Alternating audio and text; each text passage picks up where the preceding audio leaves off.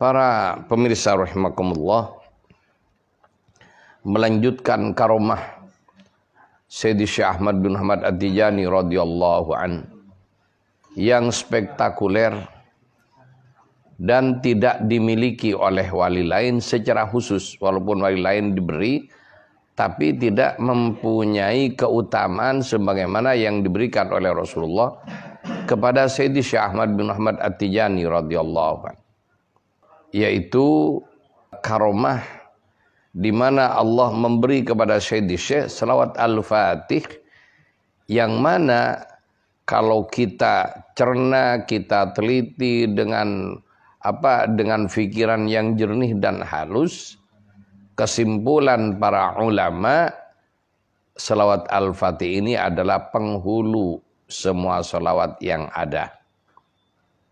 Kemudian mempunyai kemiripan kondisinya dengan surah Al-Fatihah, di mana surah Al-Fatihah ini adalah induk atau penghulu dari seluruh isi kitab Al-Quran.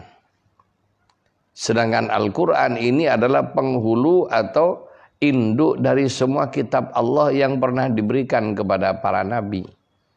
Kitab Taurat, kitab Zabur, kitab Injil, itu terangkum dalam Al-Quran. Kemudian, nah inilah salah satu keistimewaan dan mukjizat Rasulullah yang sampai akhir zaman tidak hilang. Jalan terus. Yang berbeda dengan mukjizatnya Nabi yang lain, begitu orangnya wafat, selesai. Tapi mukjizatnya Rasulullah, salah satunya Allah memberi kepada Rasulullah sallallahu alaihi wasallam as-sab'ul mathani, 7 ayat yang diulang-ulang, dan cara pengulangannya justru Allah diletakkan dalam ibadah terbaik, ibadah paling agung yang menjadi penentu orang itu Islam atau bukan, yaitu ibadah sholat. Jadi ibadah sholat yang dalam rakaat tersebut tidak ada Al-Fatihahnya, ya, dan kondisi rakaatnya itu rakaat normal, maka rakaat tersebut tidak sah. Jadi itulah Al-Fatihah menjadi rukun sholat, penentu keabsahan rakaat dalam sholat, termasuk juga Al-Fatihah ternyata menyapu seluruh makna yang ada dalam Al-Quran, dan Al-Quran menyapu seluruh makna yang ada dalam kitab-kitab Allah yang pernah diturunkan sebelumnya. Kemudian bagaimana dengan selawat Al-Fatih? Ya, untuk Nabi dapat kitab suci. Karena wali itu penerus tugas para nabi, maka para wali tidak boleh mendapatkan kitab suci, menggunakan kitab suci yang telah Allah berikan terhadap nabi yang diikuti. Ya, kalau umat Nabi Muhammad sallallahu alaihi wasallam, maka dia mengamalkan Al-Quran. Kemudian di antara pengamalan Al-Quran dan yang sangat penting diperintahkan oleh Allah dalam Al-Quran, di mana Allah Subhanahu wa taala tidak pernah memberikan perintah kepada manusia, wabil khusus kepada umat Islam, yang mana perintah tersebut didahului dengan pemberitahuan bahwa Allah melakukannya, kecuali berselawat kepada Rasulullah sallallahu alaihi wasallam. Jadi tidak ada perintah sholat Allah memberitahu aku sholat, sholatlah kalian, tidak ada. Termasuk puasa, Allah mengatakan aku puasa, puasalah kalian. Ya, Allah memang tidak butuh makan minum dan tidak butuh apapun, akan tetapi dalam hal ini Allah bukan berpuasa karena memang Allah tidak butuh.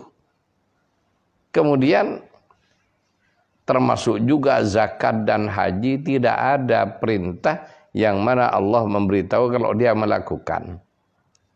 Adapun berselawat kepada Nabi adalah Allah memerintahkan berselawat, tapi sebelumnya didahului dengan pemberitahuan atau pengumuman kepada manusia, terutama kepada orang-orang yang beriman.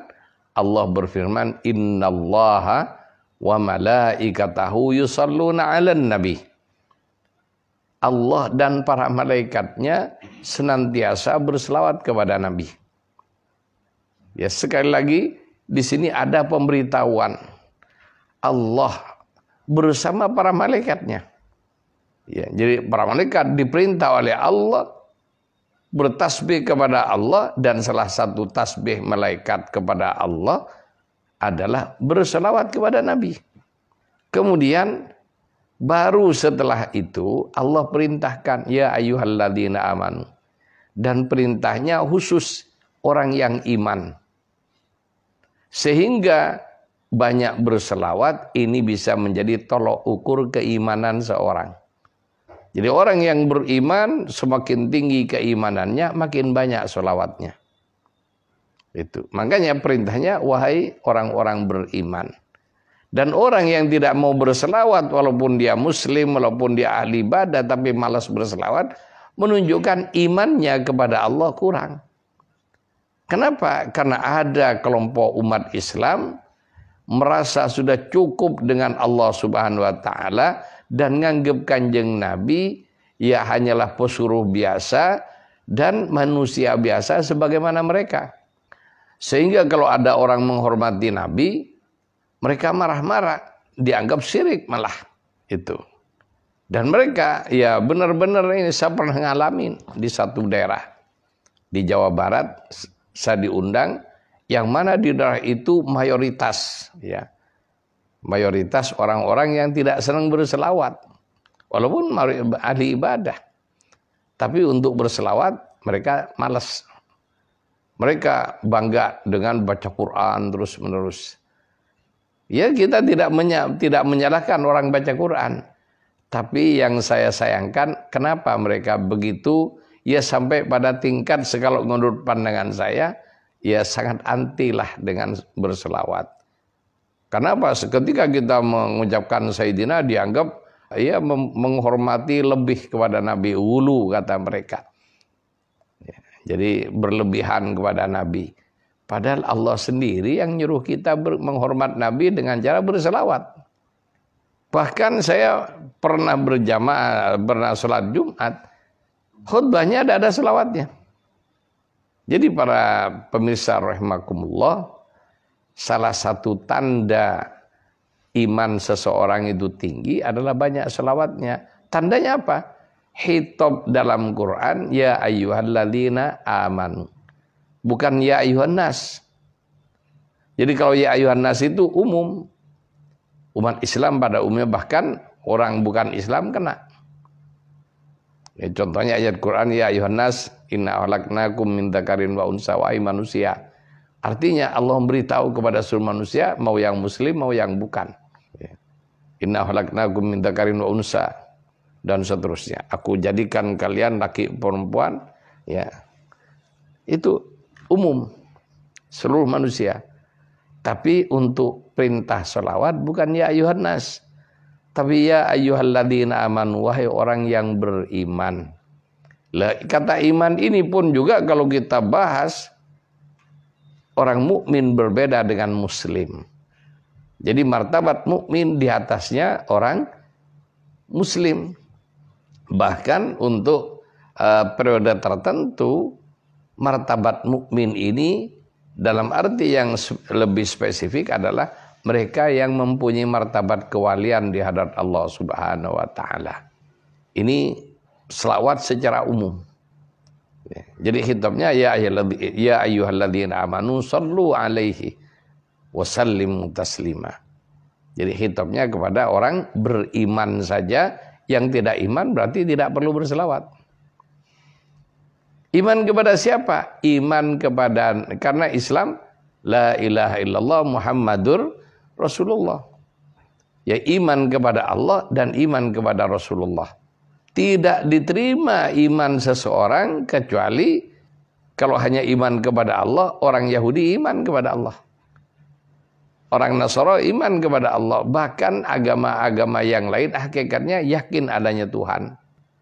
Cuma yang mereka ingkari rasul-rasul dari agama lainnya. Sehingga kan ya seperti ada cerita kayak Sumbokong. Bagaimana? Dia ke sana kemari berjalan mencari kitab suci. Jadi kitab sucinya hilang. Jadi kalau sampai sekarang agamanya sudah berjalan, kitab sucinya masih hilang, gimana masyarakatnya? Ini logikanya juga perlu dipertanyakan, keabsahan agama itu. Kalau kitab sucinya hilang berarti tidak autentik. Jadi para pemirsa rahimakumullah, orang Yahudi, orang Nasrani yakin, percaya dengan para nabi dari kalangan mereka. Karena sejak Nabiullah Ibrahim ya diutus, para nabi keturunan Nabiullah Ibrahim.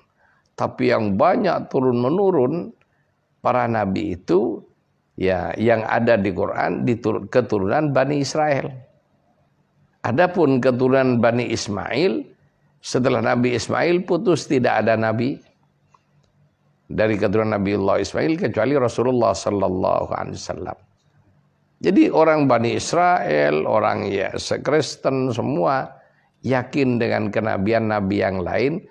Kenapa mereka kok kafir? Kafir dengan kenabian dan kerasulan Rasulullah sallallahu alaihi wasallam. Syarat pertama, pintu gerbangnya syahadat Allah. Itu tidak cukup, harus wa asyhadu anna Muhammadar Rasulullah sallallahu alaihi wasallam. Ini para pemirsa rahimakumullah tentang kenabian dan keagungan Rasulullah sallallahu alaihi wasallam. Jadi Al-Fatihah itu adalah rangkuman dari seluruh isi Al-Qur'an. Maknanya terangkum dalam surah Al-Fatihah. Adapun selawat Fatih adalah rangkuman dari seluruh makna selawat, di mana sosok dan keagungan serta martabat Rasulullah terangkum dalam kalimat-kalimat yang ada pada selawat Al-Fatih.